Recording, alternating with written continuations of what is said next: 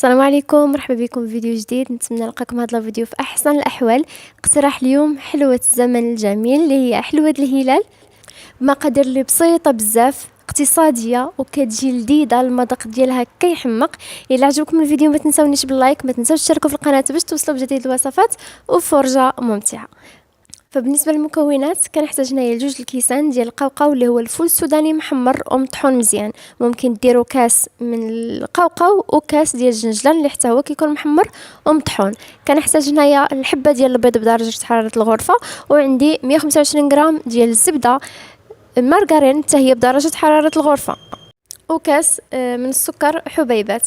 كنحتاج ساشي ديال الفاني ونص ساشي ديال الخميره الخاصه بالحلويات. فبالنسبه لطريقه التحضير خديت هنايا الزبده اللي كيف قلت لكم من الاحسن تكون بدرجه حراره الغرفه.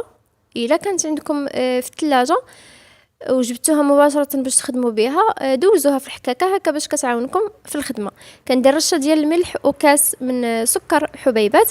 كنخلط المكونات مزيان مع بعضياتهم حتى كتذوب ديك الزبده.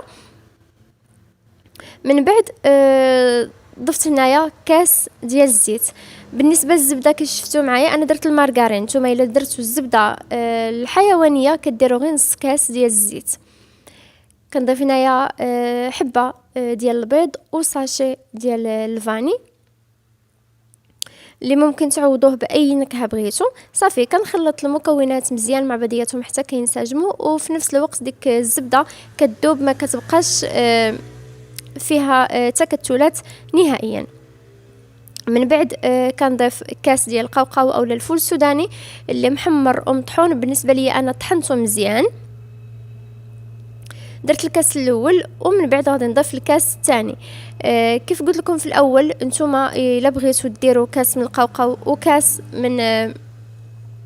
من الزنجلان ممكن.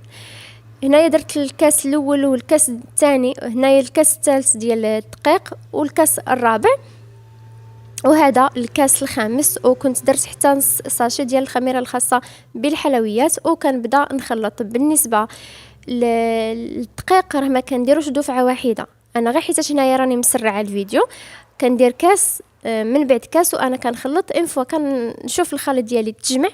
صافي كنحبس من الدقيق هكا باش الحلوه ما تجينيش قاصحه بزاف. صافي كناخذ شويه من العجينه وكنبدا نشكلو على شكل هلاليات. صافي غادي نشكلهم هلاليات، وممكن ديروهم حتى في الطابع اللي كيخرج لنا ديك الحلوه اللي ممكن نفندوها في السكر كلاصي. نتوما والاختيار ديالكم كديروا الشكل اللي بغيتو. صافي هنايا غادي نستمر بنفس العمليه حتى نسالي الكميه اللي عندي كلها. بعد ما ساليت كيكون هذا هو الشكل ديالهم. كندخلهم للفران على نار اللي مهيله، ما كنجهدش العافيه هكا باش ما كيتحرقناش وكيطيب على راحته.